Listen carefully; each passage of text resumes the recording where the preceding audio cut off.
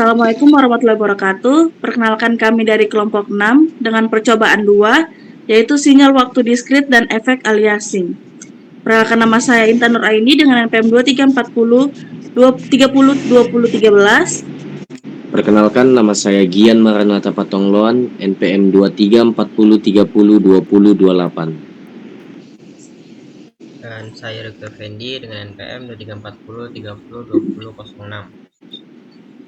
Dan saya Robi dengan NPM 2340302021. Dan saya Ilham Ramadan dengan NPM 2340302036. Dan saat ini kami akan mempresentasikan codingan dari sinyal waktu diskrit dan efek aliasing. Baiklah, dan kita langsung saja ke codingannya.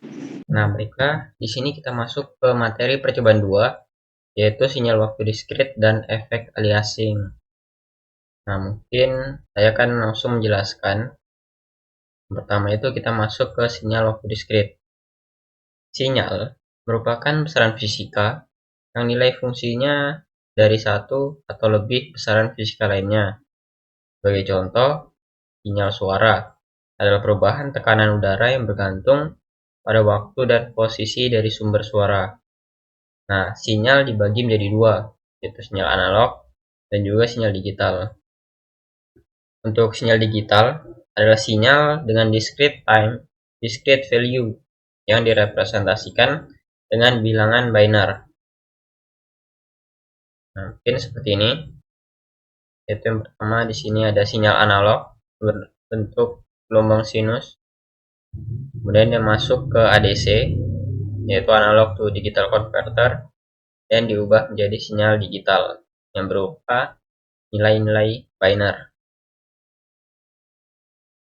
Pada pengolahan sinyal digital, ada beberapa sinyal diskrit dasar atau elementer yang digunakan untuk menganalisa sistem atau mengidentifikasi karakteristik sistem.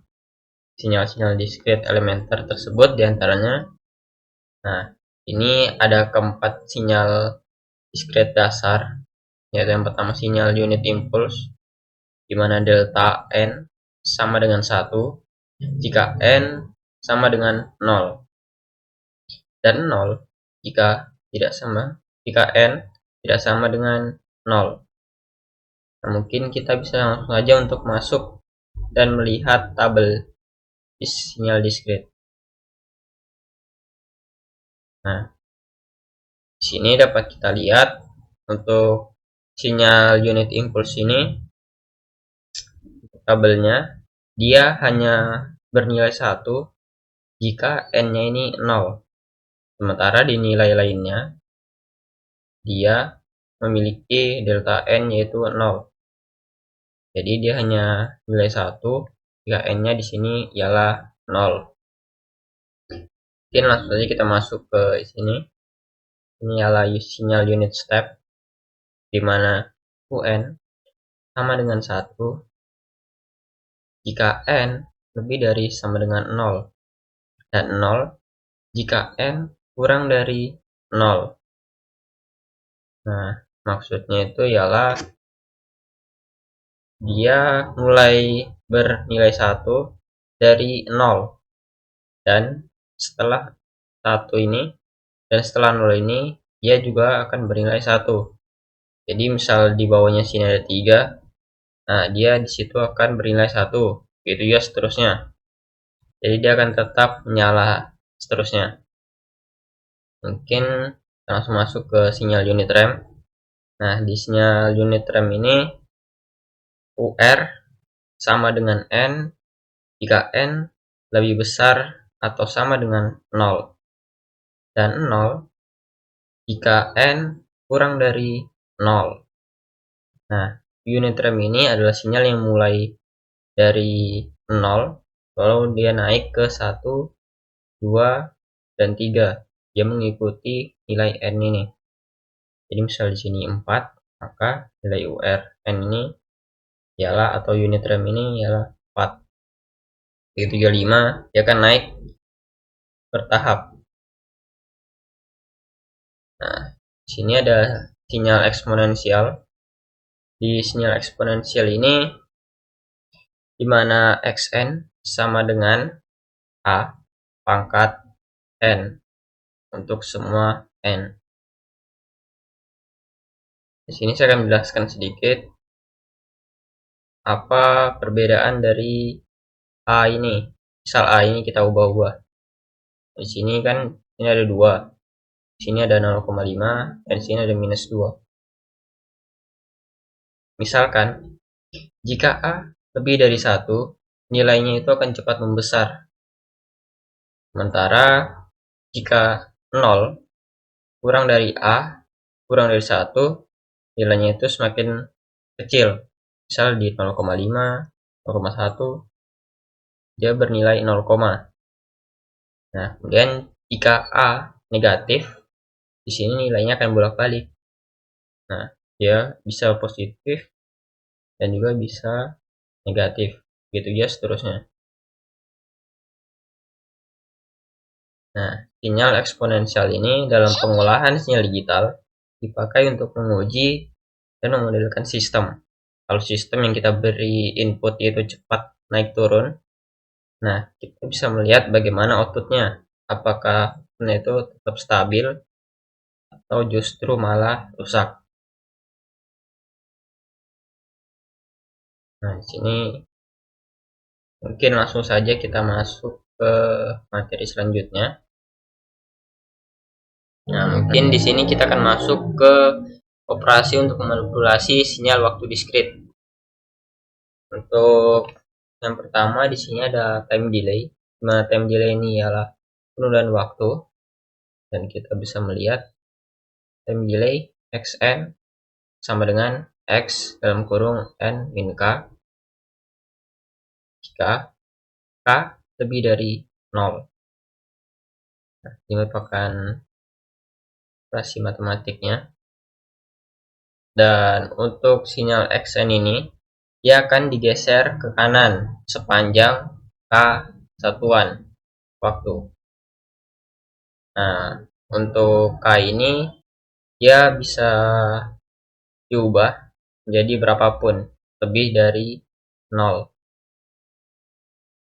Nah, mungkin kita juga bisa masuk ke tabelnya. Di sini kita bisa melihat. Nah, di sini kalau kita lihat time delay atau waktu penundaan, misalkan kita mempunyai input berupa xn 20, 12, 34, 5 dengan waktu dari min 3 sampai dengan 3 dengan besar pergeserannya yaitu 2. Karena tadi itu time delay ini ialah kita geser dia ke kanan, maka kita akan menggesernya. Ini merupakan sinyal aslinya yaitu 2, 0, 1, 2, 3, 4, 5.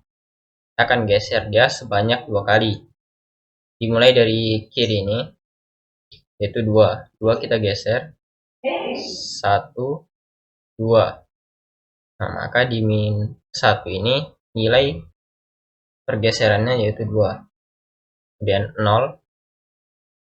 0 ini kita geser lagi banyak 2. 1, 2. Nah, maka di waktu ke 0, sini nilainya ialah 0. Lanjut lagi, yaitu 1. Kita geser dia 2 kali. 1, 2.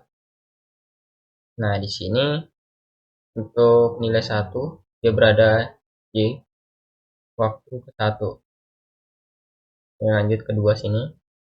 2 kita geser lagi ke kanan banyak 2 kali. 1, 2.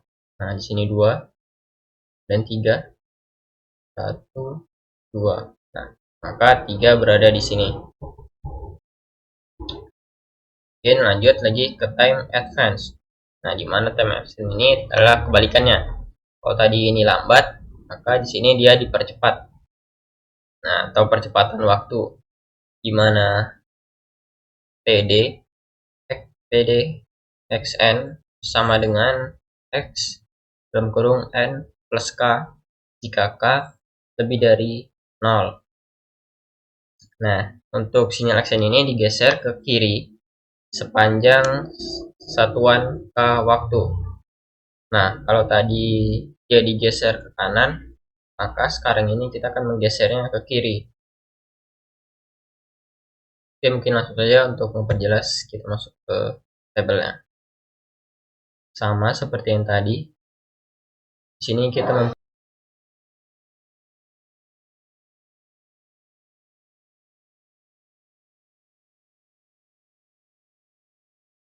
di sini kita geser dia. Nah, untuk penggeseran itu dimulai dari kanan. Kalau tadi kita mulai dari kiri, sekarang itu kita mulai dari kanan. Kita geser banyak satu kali. Karena di sini kannya satu. Kita geser dia satu. Nah, maka 5 akan ada di sini. Kemudian kita geser 4-nya. Banyak satu. Nah, 4 berada di sini. Kita geser lagi 3-nya satu. Maka di sini 3-nya berada di sini. Kita geser lagi 2. 1. Nah, ini kita mendapatkan nilai 2. Kita geser lagi 1 dan 1. Nah, di sini nilainya ialah 1. Dan kita geser lagi 0-nya ini 1. Nah, maka 0 akan berada di sini. Dan untuk di bagian belakang ini pasti kosong. Nah, untuk yang kosong ini kita isi dengan 0 karena tidak ada datanya. Nah, mungkin kita langsung masuk ke pencerminan. Nah, di sini kita masuk ke folding atau pencerminan. Folding K XN sama dengan X min N. Nah, untuk folding atau pencerminan itu ialah kita membalik sinyal secara waktu, atau dengan kata lain kita membalik urutan sinyal dari depan ke belakang, tetapi berdasarkan titik waktu 0. Misal kita mempunyai nilai pada waktu n plus, nah dia dipindah ke waktu min n, artinya dia balik. Nah, di sini kita lihat pencerminan masih dengan nilai input yang sama, yaitu xn-nya sama seperti tadi. Di sini kita hanya perlu membalik. Nah, ini kita berbalik. Nah, untuk pembalikannya itu berdasarkan titik waktu 0. Jadi untuk titik waktu 0 ini kita tidak perlu mengubahnya.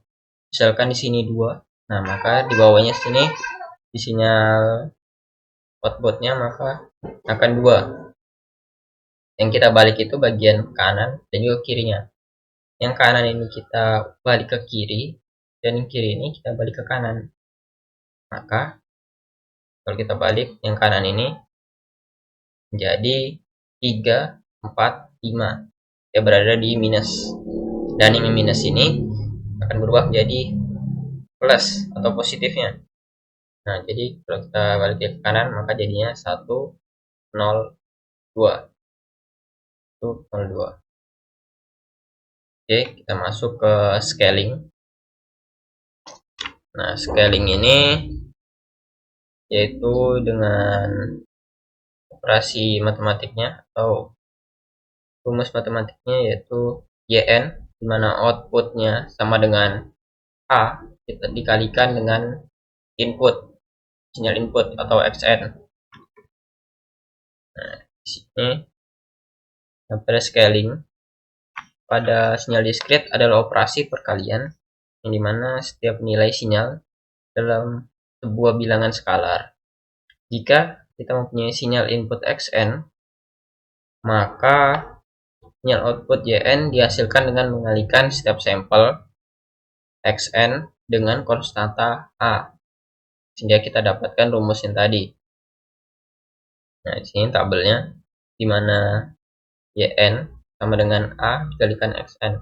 Untuk A ini ialah konstanta, kita bisa mengubah nilainya. Misalnya kita mau dia jadi 2, 3, 4 atau 5, bebas.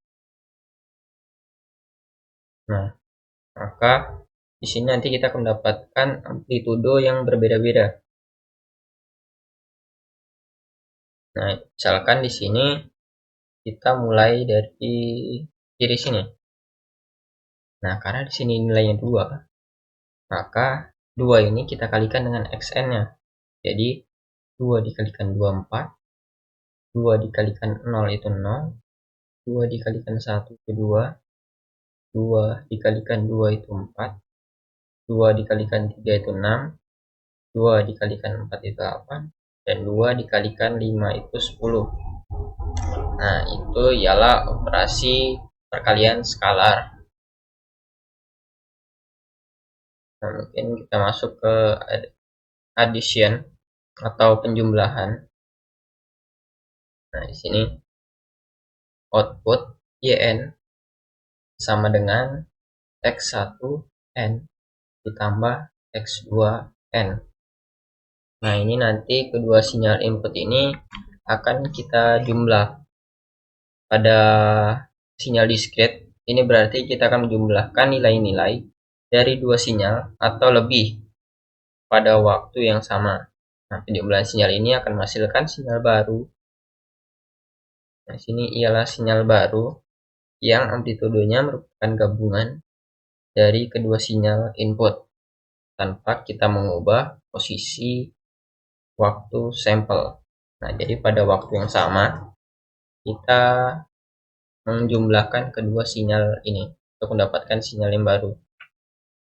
Jadi kita hanya perlu menjumlahkan sinyal x1n. Nah, untuk sinyal x1n ini di sini kita punya nilai 1 2 3 5 6 22. 1 2 3 5 6 22. Dan juga untuk x2n-nya ini kita punya 23 1 4 5 6 2. 23 1 4 5 6 2. Nah, sini kita jumlahkan 1 kita tambahkan dengan 2, jadi 3. 2 kita jumlah dengan 3 dapatnya 5. 3 tambah 1 sama dengan 4. 5 tambah 4 sama dengan 8. Maaf, di sini harusnya 9. 6 tambahkan 5 sama dengan 11. Nanti kita hapus saja yang 8 ini. 2 tambah 6 sama dengan 8. 2 tambah 2 sama dengan 4. Nah, lanjut kita masuk ke multiplication atau perkalian. Di sini untuk multiplication atau perkalian yaitu dimana yn atau outputnya sama dengan x1n kalikan dengan x2n. Nah, multiplication pada sinyal discrete berarti kita mengalihkan nilai-nilai dari dua sinyal ini pada waktu yang sama untuk menghasilkan sinyal output yang baru. Sama seperti yang tadi, yaitu untuk penjumlahan, hanya saja kali ini kita akan mengalinya. Nah, di sini kalau kita lihat kita mempunyai nilai input yang sama dengan nilai x2-nya itu juga sama seperti yang tadi. Kemudian yang kedua sinyal ini kita akan kalikan. Nah, maka di sini kita mendapatkan sinyal baru. Yaitu 1 kita kalikan dengan 2 hasilnya 2. 2 kita kalikan 3 hasilnya 6. 3 kita kalikan 1 hasilnya 3. 5 kalikan 4 sama dengan 20. 6 kita kalikan 5 sama dengan 30. 2 kalikan 6 sama dengan 12. Dan 2 kita kalikan 2 sama dengan 4. Nah, maka di sini kita mendapatkan hasil sinyal baru yaitu 2, 6, 3, 20, 30, 12, 4. Oke, mungkin langsung kita masuk ke materi efek aliasing. Nah, di sini kita masuk ke efek aliasing. Untuk merubah sinyal analog menjadi sinyal digital dibutuhkan ADC. Pada ADC terdapat beberapa tahapan-tahapan yaitu sampling, kuantisasi, dan juga coding. Seperti yang kita lihat di bawah ini, sinyal analog sebelum dia berubah menjadi sinyal digital, dia harus melewati ADC terlebih dahulu. ADC ini ialah analog to digital converter. Nah, pada ADC terdapat 3 tahapan, yaitu yang pertama ialah sampling. Dari sinyal analog ini masuk ke sampling. Di sampling ini dia diproses dengan mengambil nilai-nilai analog pada waktu-waktu yang tertentu secara berkala. Dan dia masuk ke kuantisasi. Di kuantisasi sini dia mengubah nilai sampling yang tadi yang masih continue, dia diubah menjadi sinyal discrete atau nilai discrete. Dan setelah nilai discrete tersebut diubah, dia masuk ke coding. Di coding ini nilai discrete tersebut akan diubah menjadi data digital yang berupa bilangan biner.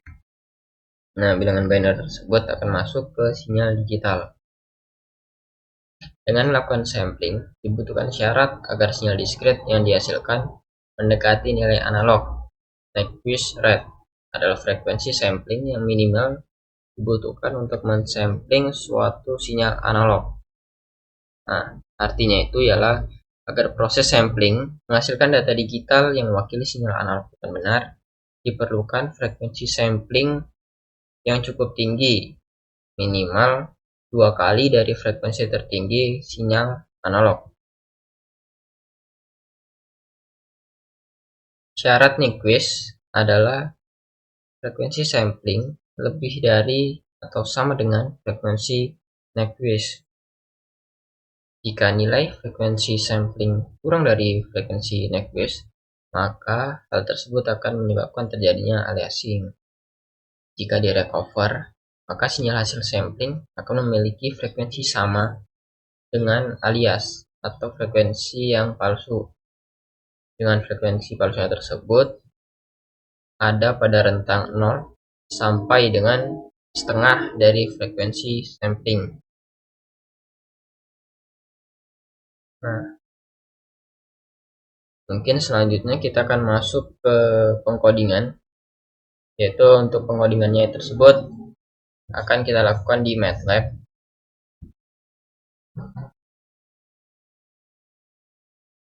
Nah, di sini ada coding yang nantinya kita akan masukkan sebuah fungsi xn, di mana xn sama dengan 0 jika n itu kurang dari 2. Nah, dan juga 2 xn adalah 2, n min 4 jika 2 kurang dari sama dengan n kurang dari 4, dan xn sama dengan 4 min n jika 4 kurang dari atau sama dengan n. Nah, maka di sini nanti kita akan masuk ke pengkodingannya. Dan di codingan tersebut kita akan melakukan time advance atau percepatan waktu tadi, kemudian time delay, kemudian scaling, kemudian folding, addition, dan juga pengkalian, multiplication. Dan juga yang terakhir ialah efek aliasing. Nah, mungkin langsung saja kita masuk ke time advance-nya. Yang pertama ini kita masukkan dulu untuk fungsi xn-nya. Langsung saja kita masuk ke MATLAB. Nah, di sini kita sudah masuk ke MATLAB-nya, yang dimana di sini terdapat suatu codingan atau perintah. Nah, perintah ini berasal dari suatu fungsi xn ini. Nah, untuk fungsi xn ini kita ubah menjadi sebuah perintah dan kita masukkan ke dalam MATLAB. Nah, mungkin saya akan menjelaskan sedikit untuk perintah-perintah yang ada di sini. Nah, yang pertama di sini dapat kita lihat bahwa ada n1 sama dengan min 8 min 4. Yang ini. Nah, ini berfungsi untuk kalau kita membuat sebuah vektor n1 yang berisi bilangan bulat dari min 8 sampai min 4. Atau kita memberikan sebuah batas. Nah, batas. Jadi batasnya itu dari min 8, min 7, min 6, 5, sampai dengan min 4. Dari mana kita dapatkan batas itu? Kita dapatkan dari sini. N kurang dari min 2. Artinya nilai N ini bisa kita dapatkan dari min 8 sampai dengan min 4. Bisa juga kita tambah sampai dengan 1. Karena 1 itu kurang dari 2. Nah, kemudian di sini kita lihat bahwa ada x1 sama dengan zeros buka kurung size n1. Nah, untuk zeros ini kita akan membuat sebuah vektor x1 yang berukuran sama dengan n1. Nah, yang dimana nilai zeros ini dia akan membuat semua nilai n dari min 8 sampai dengan min 4 ini menjadi 0. Karena sesuai dengan fungsinya di sini disebutkan bahwa xn ini akan bernilai 0 jika n-nya ini berada kurang dari 2. Maka dari min 8 sampai dengan min 4 dia akan memiliki nilai xn yaitu 0. Nah, kemudian yang kedua, kalau n2 ini di sini dapat kita lihat bahwa n2 sama dengan min 4 sampai dengan 3. Artinya kita akan membuat sebuah vektor n2 yang berisi bilangan bulat dari min 4 sampai dengan 3, sama seperti yang di atas tadi. Tetapi di sini untuk mendapatkan nilai xn kita diberikan sebuah rumus. Nah, rumusnya itu yaitu x2 sama dengan 2 dikalikan n2, atau nilai dari n ini bisa dari min 4 sampai dengan 3 dikurangi dengan 4. Nah, misalkan kita memiliki nilai min 4 atau nilai n ini min 4, maka di sini kita bisa mendapatkan nilai sekitar 2 dikalikan min 4 itu sama dengan min 8, dan min 8 ditambah min 4 itu sekitar 12, min 12 artinya. Nah, maka nilai xn nya ini akan bernilai sekitar min 12 pada waktu atau n ke min 4. Nah, lanjut ke n3 ini sama, tapi di sini juga dia diberikan sebuah rumus. Nah, untuk rumusnya ini disebutkan bahwa di xn ini, nah di sini untuk rumus xn-nya ada 4 dikurangi n, dengan batasnya itu 4 kurang dari n. Nah, maka 4 kurang dari n bisa kita ambil batasnya yaitu min 3 sampai dengan 8.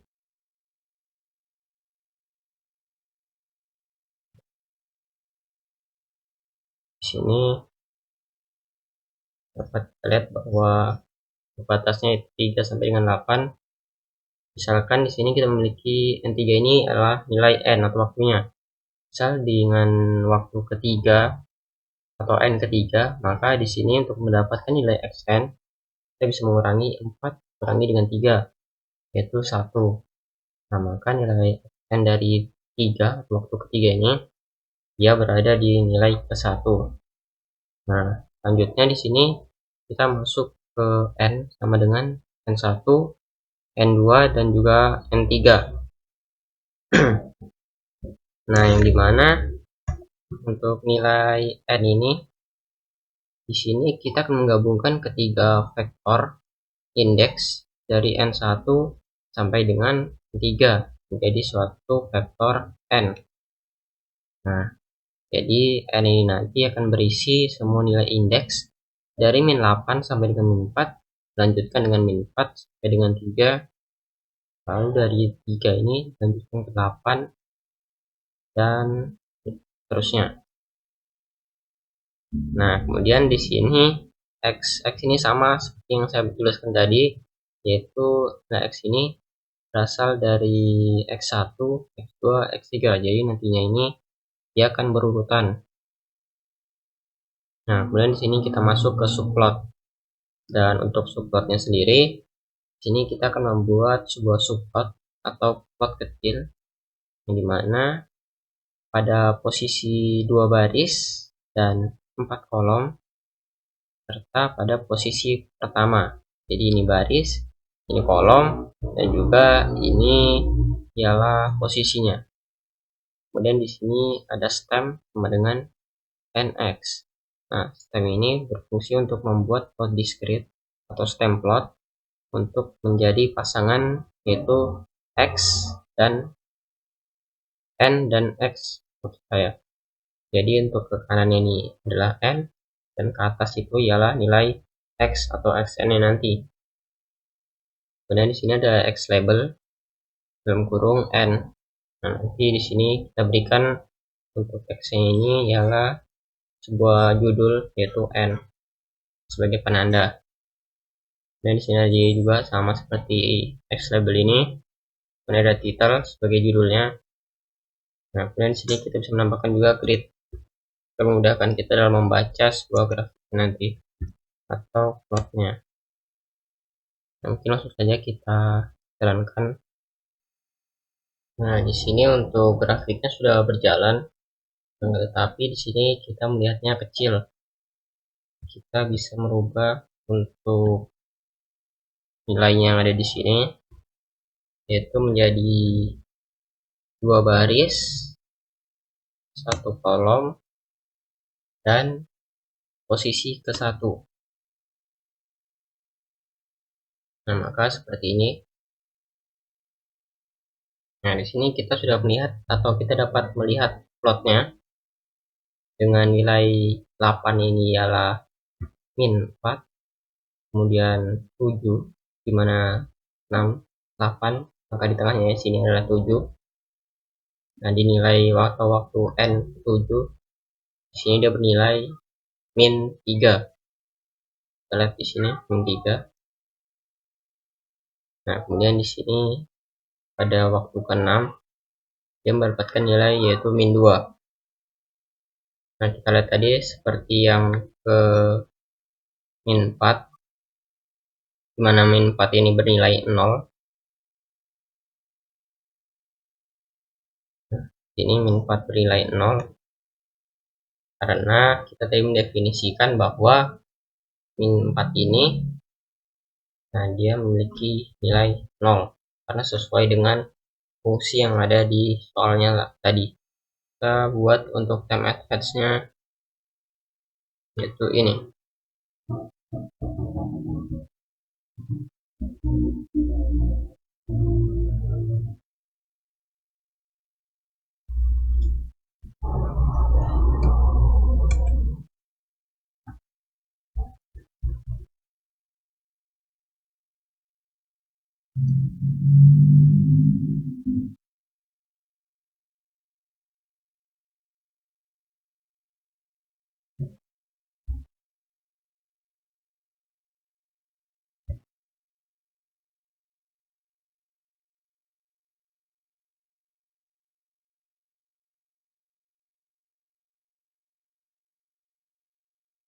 Nah, di sini untuk perintahnya dapat kita lihat bahwa NA sama dengan N1. Nah, NA sama dengan min 1, yang dimana di sini dia mengikuti nilai dari rumus yang ada di time advance. Karena rumus yang ada time advance ini X dalam kurung N plus 1. Nah, sedangkan di MATLAB ini kita membaliknya, karena N plus 1 ini artinya kita akan menggeser sinyal tersebut ke kiri. Nah, maka kita akan menggeser nilai N, nah ini sejauh 1 bit ke kiri, karena dia ini time advance. Nah, untuk subplotnya sama seperti yang tadi. Di sini kita akan menggabungkan nilai NA atau nilai X yang sudah kita modifikasi dengan, maksud saya NA ini adalah waktu yang sudah kita modifikasi, karena di sini kita majukan untuk waktunya, jadi kita percepat dia dengan cara menggesernya ke kiri. Dan dengan menggeser ke kiri, maka di sini kita buat perintahnya itu N-1. Nah, mungkin langsung saja kita coba untuk membandingkannya. Kita coba ada menjadi perbandingan. Kita masukkan di sini 2, yaitu baris kedua, baris 2 maksud saya, kolom 1, dan pada posisi kedua. Nah, maka nanti untuk plot ini berada di bawahnya dari nilai fungsi xn atau nilai aslinya. Nyalakan juga untuk gridnya. Di sini kita coba untuk menjalankannya. Nah, dapat kita lihat bahwa di sini Nah, dapat kita lihat bahwa di sini untuk 8, nah 8 di sini pada nilai aslinya dia berada di nilai min 4, tetapi sekarang dia bergeser menjadi waktu ke-7. Nah, di sini waktu ke-7 dan pada nilai 8 ini menjadi 0 karena tidak ada, dia menjadi tergeser ke kiri. Pertama ini berada di kanan dan sekarang dia bergeser ke kiri. Menjadi nilai pada 7 ini menjadi min 4 dan nilai 7 yang pertamanya tadi min 3, maka dia akan samping. Nah, jadi ke samping, maka di sini min 3 dia berada di waktu ke-6. Nah, ini juga kita lihat di nilai aslinya yaitu 6. Nah, 6 ini dia memiliki nilai yaitu min 2. Nah, nilai min 2 ini jika dia digeser, maka di 6 atau waktu ke-6 ini dia memiliki nilai sekitar min 3. Nah, ini min 2-nya. Min 2 yang ada di 6 digeser ke kiri, maka min 2 ini berada di waktu ke-5. Yang sebelumnya tadi min 2 ini berada di waktu ke-6, dia menjadi tergeser ke kiri, maka min 5 ini dia menjadi ke min 5. Nah, min 5 ini menjadi min 2. Nah, sebelumnya di 5 ini dia nilainya 1, maka di min 5 setelah kita majukan, maka di min 5 ini dia bernilai min 2 yang jadi tergeser ke kiri. Nah, mungkin seperti itu untuk pergeseran dari time advance, yang dimana time advance ini ialah percepatan waktu, dan untuk cara mempercepatannya itu kita geser nilainya itu dari nilai asli, kita geser dia ke kiri. Di sini kita langsung saja untuk masuk ke time delay. Kita coba untuk masukkan untuk perintahnya. Untuk time delay ini perintahnya yaitu admin.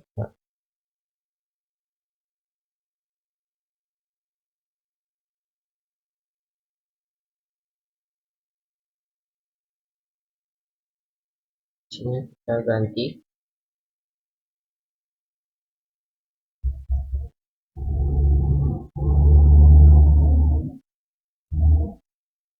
labelnya ini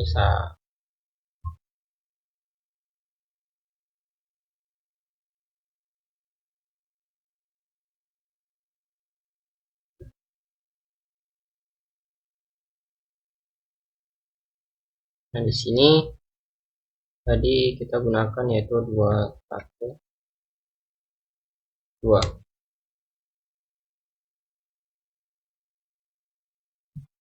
Nah, untuk kita coba untuk menjalankannya. Nah, di sini dapat kita lihat. Nah, sebelumnya itu kita kan tadi menggeser dia ke kiri.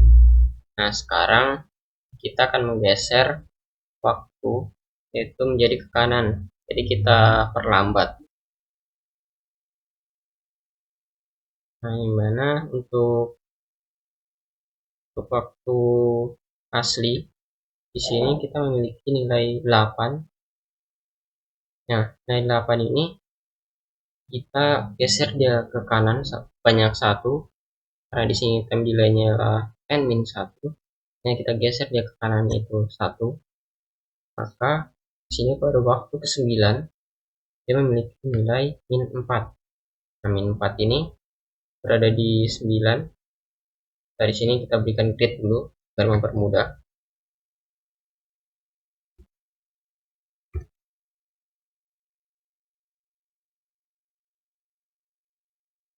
Nah, di sini min 4 pada waktu ke-9. Kemudian di min 8 ini ada pergeseran dari 7. Nah, 7 ini memiliki nilai yaitu min 3. Maka di sini di 8-nya, maka dia akan mendapatkan nilai min 3. Ini. Dan untuk nilai asli dari min 6, maksud saya 6 dan 6 Nah, di N6 ini sinyal aslinya ini berada di min 2, dan ketika kita geser dia ke kanan, maka 6 ini dia akan menjadi min 1. Min 1 ini. Yang min 1 ini dia geser ke kanan, maka dinilai 6 ini dia akan mendapatkan min 1. Jadi pergeseran sebanyak 1. Dan untuk 5, di mana 5 ini dia memiliki nilai yaitu 1, maka ketika dia digeser, maka pasti bawah ini dia akan mendapatkan nilai 0. 0 ini diambil dari waktu keempat atau N keempat. Nah, kita lihat 5 ini ialah 0. Jadi untuk pergeseran dari time delay ini sebanyak 1, tapi ini dia bersifat ke kanan. Nah, sebelumnya itu di time advance kita menggesernya kiri. Nah, untuk delay ini adalah sebaliknya. Assalamualaikum warahmatullahi wabarakatuh. Perkenalkan, nama saya Intan Nuraini dengan NPM 2340302012. Dan saat ini saya akan melanjutkan codingan scaling yang berada di percobaan 2, sinyal waktu diskrit dan efek aliasing. Saya akan melakukan contoh deskripsi tugas dan prosedur dari scaling. Baiklah, kita lanjut saja ke codingannya.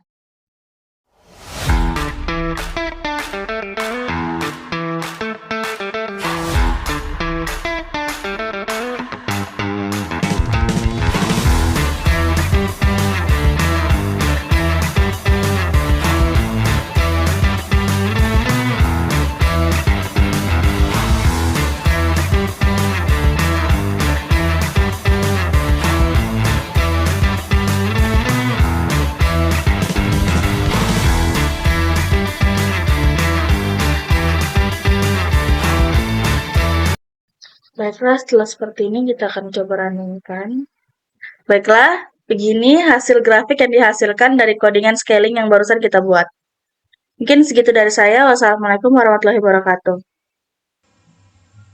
Di sini saya akan menjelaskan setiap codingan yang ada pada folding. N sama dengan min N titik koma.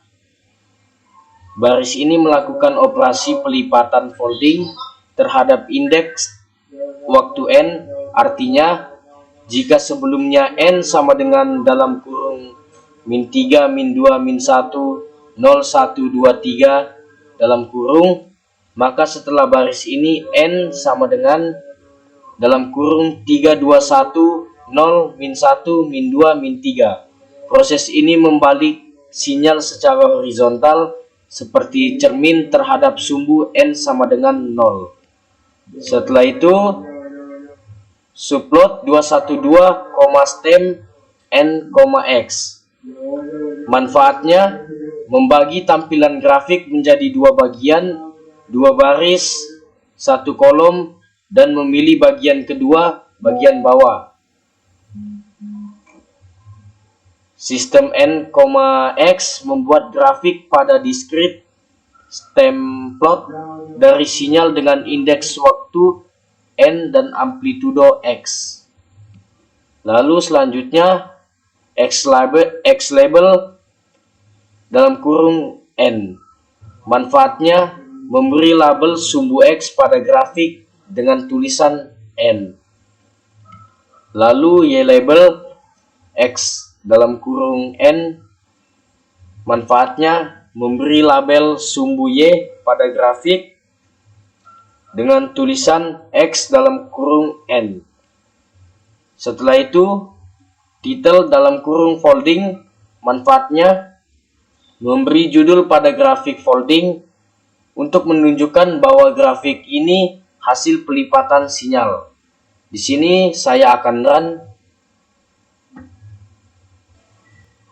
Ya, ini dia gambar grafiknya. Di sini saya akan menjelaskan plot atas fungsi xn. Ini adalah sinyal asli xn. Sumbu horizontal menunjukkan indeks waktu N dari min 8 sampai 8. Sumbu vertikal menunjukkan nilai amplitudo dari sinyal Xn. Titik-titik besar menunjukkan nilai sinyal pada masing-masing titik waktu diskrit.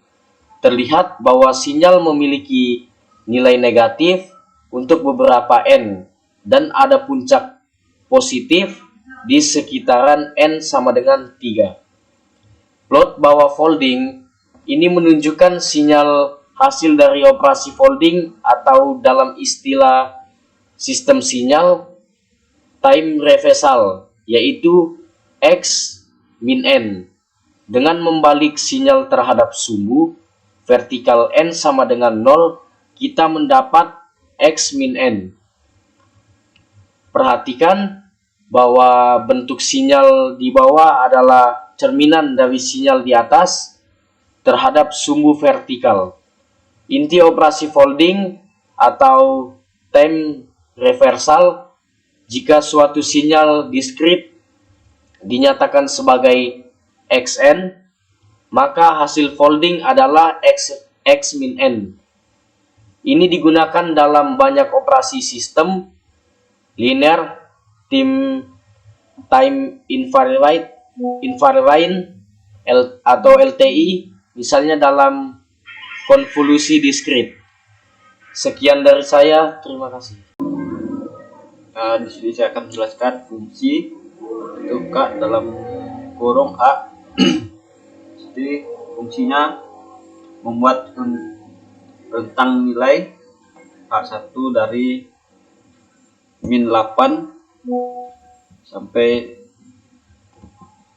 minus 4 dan menetapkan nilai K1 sama dengan 0 untuk sesuai fungsi KH, dan fungsi bagian kedua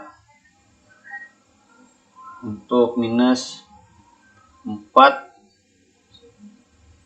dibagi 3 dan hasilnya H2 tambah 2 dan H3 untuk menghitung KH3 sama dengan H3 dikurang 2.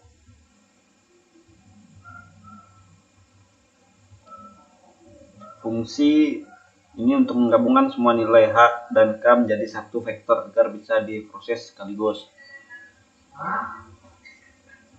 Fungsi menampilkan grafik batangan sistem plot dari fungsi diskrit. Subplot berarti plot ini ditaruh di posisi tertentu dalam layout grid.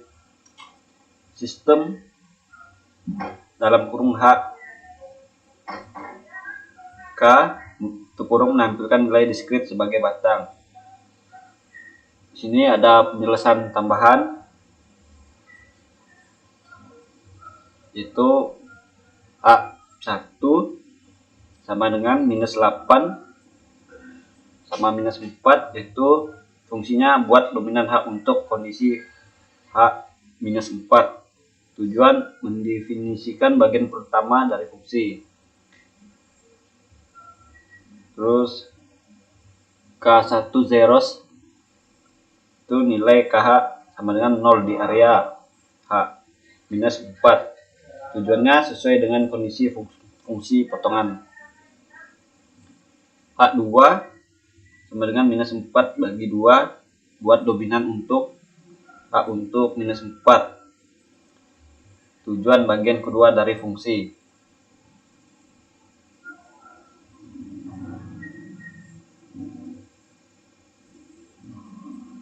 Di sini langsung saja ke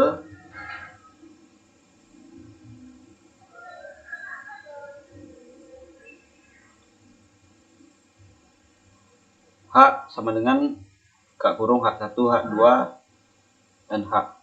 K3 H3 gabungan semua dominan H supaya bisa digambarkan dalam satu grafik. Terus K3 sama dengan dalam kurung K1, K2, K3 kurung namanya gabungan semua dominan H supaya bisa digambarkan dalam suatu grafik. Sama saja seperti yang H1, H2 dan H3. Di sini ada subplot. Ini untuk tambahkan fungsi dalam grafik batang. Ini visualisasi sinyal diskrit. Di sini langsung kita coba run kan.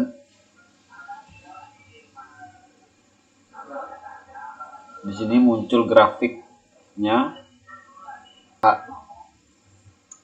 Itu secara keseluruhan grafik menunjukkan bagian awal yang datar, nilai konstan yang 0. Dilanjutkan bagian tengah yang naik tajam. Diakhiri dengan bagian akhir yang juga naik, tetapi dengan kemiringan lebih landai.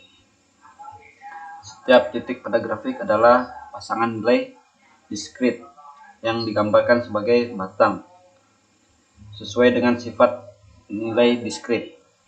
Kesimpulannya, grafik ini membantu memahami bagaimana fungsi diskrit bekerja dalam dominan waktu diskrit dengan memecahnya berdasarkan interval H.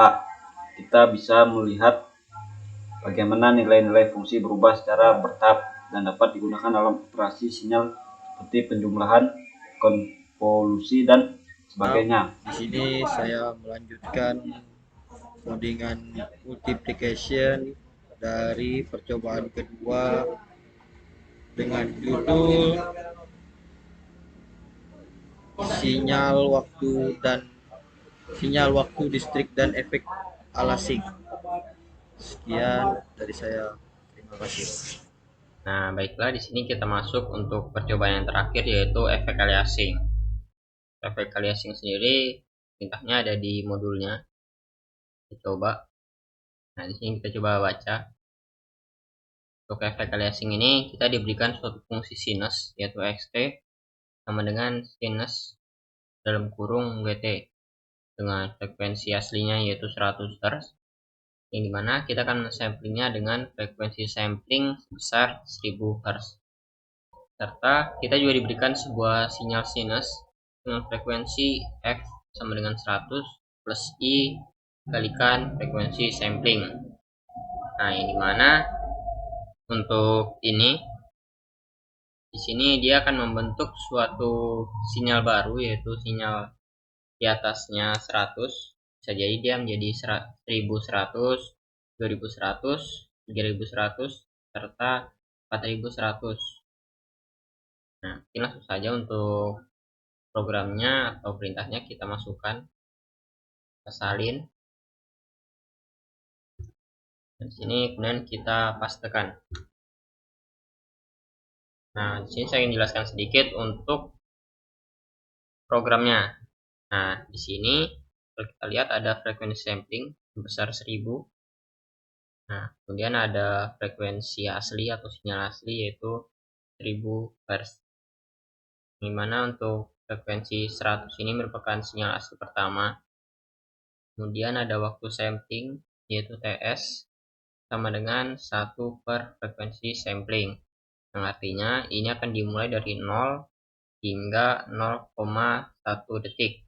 Dan intervalnya yaitu 1 per frekuensi sampling dengan 0,001 detik.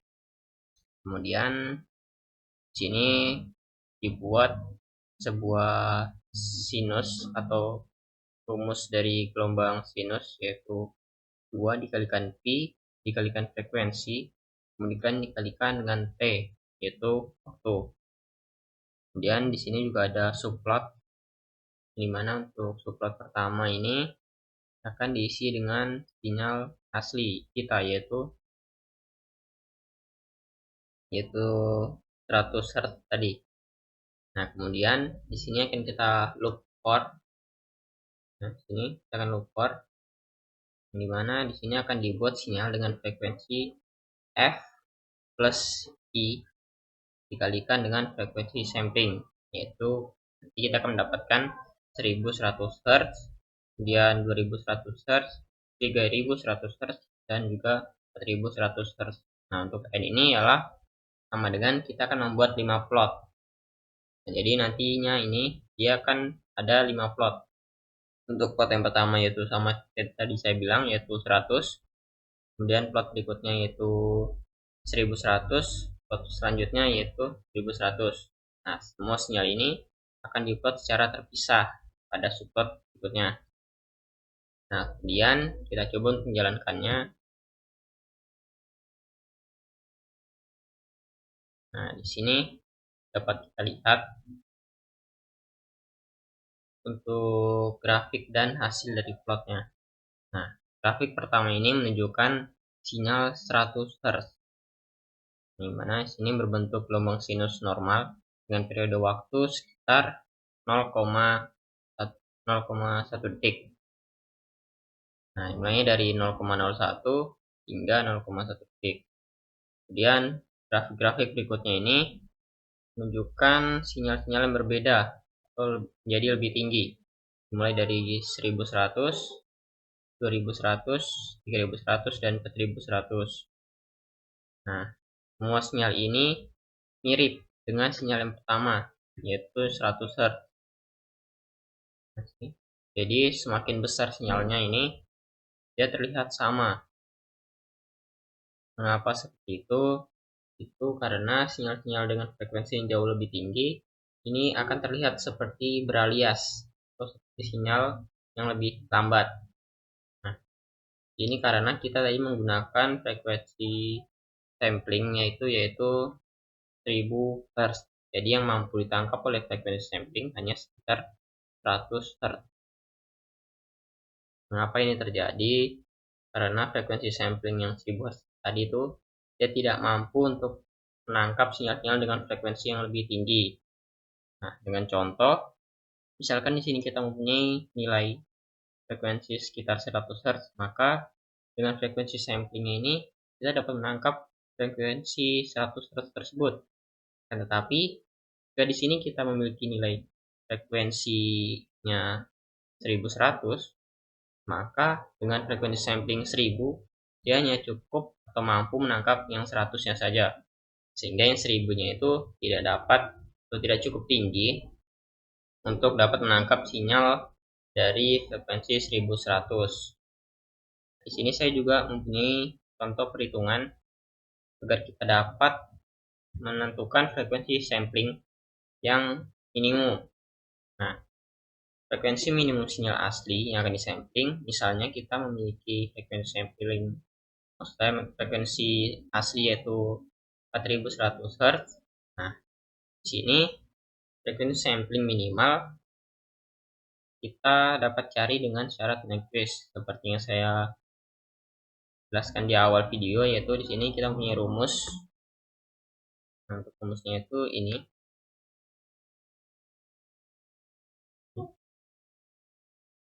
Sama, yaitu frekuensi sampling harus lebih besar 2 kali dari frekuensi maksimum, dimana di sini kalau kita memiliki nilai frekuensi 4100 kita kalikan dengan 2, maka di sini kita akan mendapatkan 8200. Nah, jadi 8200 ini akan kita gunakan sebagai frekuensi sampling agar dia dapat menangkap sinyal 4100 atau dia dapat direpresentasikan secara benar tanpa aliasing.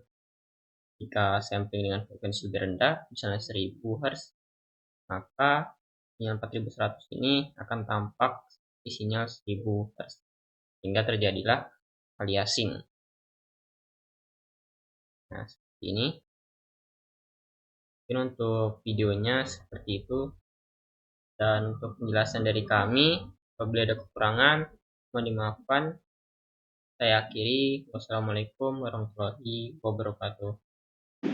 Baiklah, sekian dari kami. Wassalamualaikum warahmatullahi wabarakatuh. catch